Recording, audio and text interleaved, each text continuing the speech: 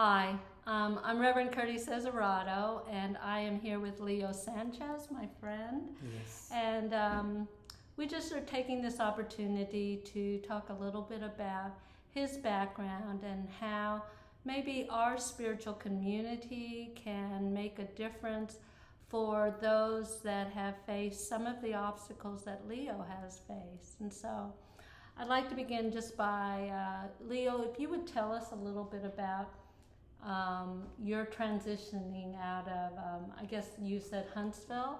Yes. Yeah, Yes. yeah.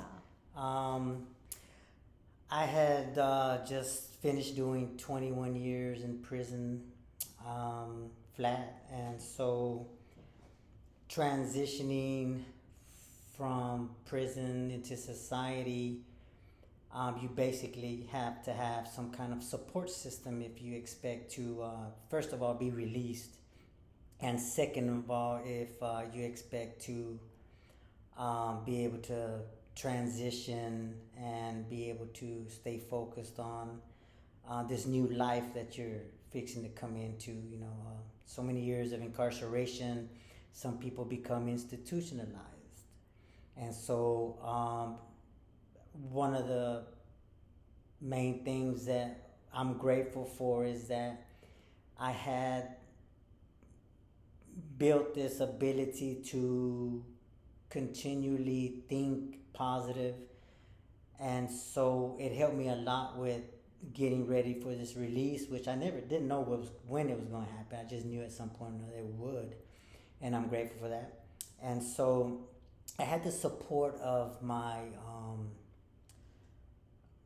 brothers and my sister, um, because well, they're the only ones that I had, that were still alive. I had lost my mom, my dad, and one of my brothers while incarcerated, and so I couldn't depend on their support anymore.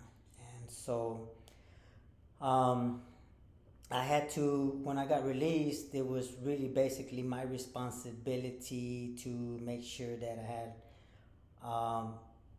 a healthy environment to live in and to be nurtured by love and support. I didn't have no religious, how would you say, support at that moment due to the fact that my family's not religious at all. They had their beliefs in a creator, and but basically, as far as religious principles and stuff like that, they really didn't hold on too tight to those.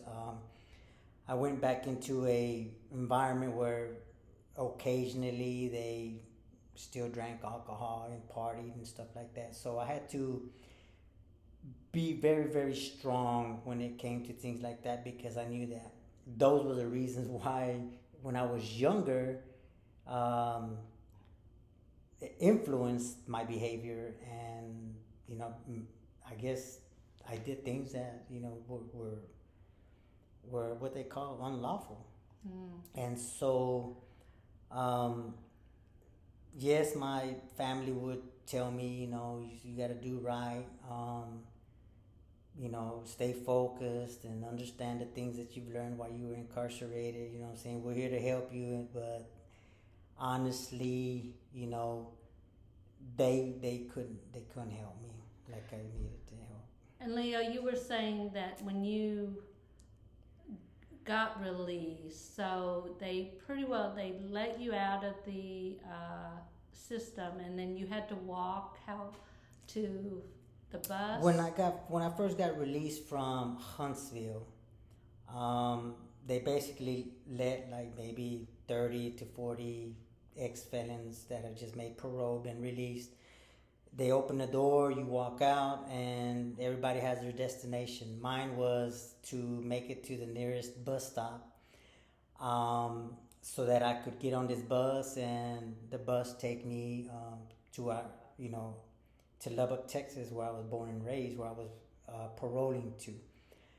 And so that, how would you say, it's pretty much a good thing, because how would you say, I couldn't get my family to come pick me up, and Yeah. so Houston from Lubbock is like I would say maybe, I don't know, 8 hours away, maybe. I'm not Yeah. sure. And so the system provides that benefit of providing you with a ticket so that you can get to your destination. Did you get any money with to get you? TDC used to give you $200. Okay. They would give you $100 when you first get released, and when you go report to your parole officer, they give you another $100. Well, now it's 50-50. Okay. Yes, okay. now they give you $50 and you use that for whatever Yeah. on your way home, and then when you get to parole, they'll give you another $50.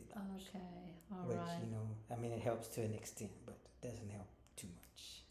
And and you were saying that was the first time. Yes, that was the first time that I had done so much time and got released. This previous time I went in on a violation. I wound up falling back into drugs and alcohol, and went in for 3 years.